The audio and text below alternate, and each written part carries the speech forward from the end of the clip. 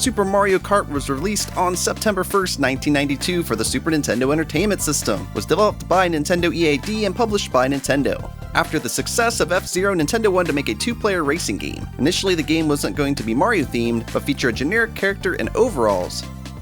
After a few months of development, they decided to include Mario characters and also concluded that the game looked more pleasing this way. When released, Super Mario Kart had a multitude of positive reviews, it even placed as the #1 console game for the Guinness World Records 2009 Gamers Edition. In addition to the great response, the game was the 4th best-selling game on the Super Nintendo with a grand total of 8.76 million copies throughout the entire world sold. As with any popular movie, book, TV show, and video game, when one does well, you'll always get some copycats. I am Darby from Blue Television Games. Today we'll be looking at 5 Super Mario Kart Wannabes. Let's get started.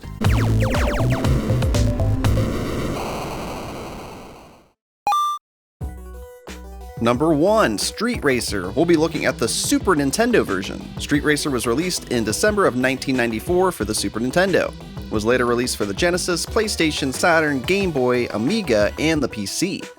Within minutes of playing, you will quickly see the game is inspired by Super Mario Kart. In addition to traditional races, it also includes a rumble mode in which you try to knock other players out of a course, and also a soccer mode where you attempt to kick a giant soccer ball into a goal.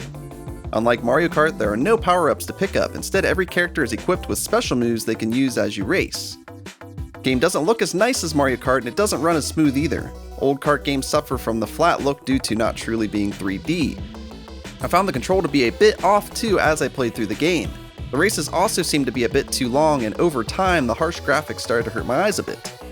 When the game was released, it had a mixed bag of reviews and nothing overly positive. Playing it today, I found it to be a bit of fun, and most likely a blast with a friend. However, it just doesn't compete with Super Mario Kart. Number 2, Atari Carts for the Jaguar. Atari Carts was released on December 22nd, 1995. It was developed by Miracle Designs and published by Atari. Though taking most of its design choices right out of the Super Mario Kart playbook, there are some cool details about Atari Carts that are a lot of fun for die-hard Atari fans.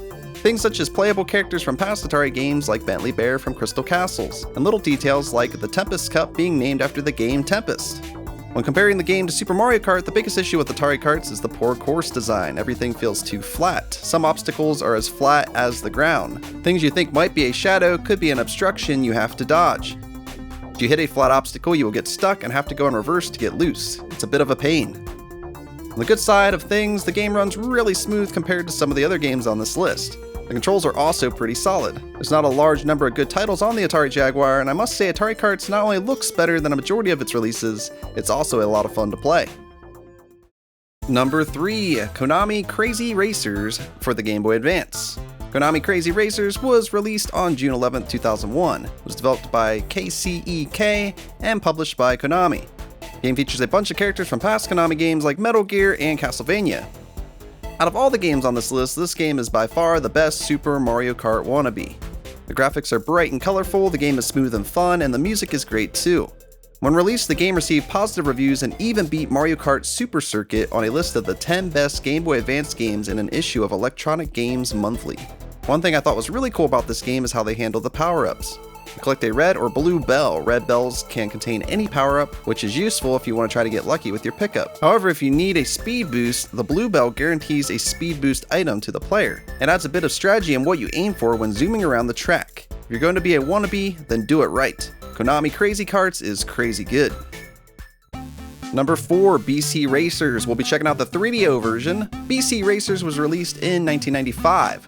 The developer was Core Design, while the publisher for the 3DO version was LG Electronics. The game was also released on Sega CD, Sega 32X, and the PC.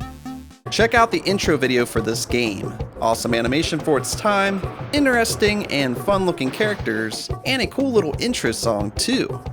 First time I played this on my 3DO, I had a burst of initial excitement. The excitement quickly died as soon as I started up my first race. Take everything good and fun about Mario Kart and throw it out the window. This game is packed with issues that make the game basically unplayable. The graphics are ugly, the controls are awful, though you can customize them a bit. Bad controls are still bad controls. The game looks unappealing, and the frame rate is unacceptable. It's actually somewhat insane they released a game that runs so poorly. One course I played had a nighttime look with a storm in the background. A screenshot of this course would actually make it look pretty cool. However, the extra effects just make the game stutter even more and makes that particular course basically unplayable. One critic said that BC Racers was the worst racing game on the 3DO. Although I love the 3DO, calling a game the worst racer says a lot about a game on a system that has a lot of duds. One really odd choice in game design is no power-ups at all. You can occasionally use a turbo burst, and that is it. You can also attack with your vehicle's passenger, but oddly only to the right. I do believe BC Racers had a lot of potential, but it falls flat in every aspect. Well, except for that sweet, sweet intro scene. That's actually really cool. Number 5, Wacky Wheels for MS-DOS. Wacky Wheels was released on October 17, 1994. It was developed by Beavis Soft. And published by Butthead. Hey, baby. Okay, not really. It's published by Apogee Software. The game isn't shy about being a Super Mario Kart wannabe. The character roster is filled with animals, and instead of carts, they ride on lawnmowers. Lawnmowers that look exactly like go-karts. But hey, they call them lawnmowers, it makes the game a bit different, right? The game features power-ups somewhat like Mario Kart. What you'll see a lot of is hedgehogs. They look hilarious on the tracks, can be hurled at your opponents to make them spin out. The developers were 100% inspired by Super Mario Kart and wanted to recreate that experience for PC players. First publisher they showed the game to turned them down, and then released their own game called Scunny Kart, which is a whole lot like Wacky Wheels. They accused that publisher of copyright infringement, but nothing ever came of it. Most likely because both games were a whole lot like Super Mario Kart to begin with. The game included the basic racing mode as well as a wacky duck shoot mode that played a bit like battle mode from Super Mario Kart. Except in this case you just throw hedgehogs at ducks with wheels. Weird, but fun. I wanted to like Wacky Wheels for a lot of reasons. The game looks nice, the music is great. After playing a bit, I got slightly more used to it, but it never did feel comfortable to watch, and it also hurt my eyes a bit. This will conclude our look at some Super Mario Kart wannabes. Let me know some of the games I didn't show in this video in the comments below. Also, let me know what you think of those games. Are they awesome? Do they suck?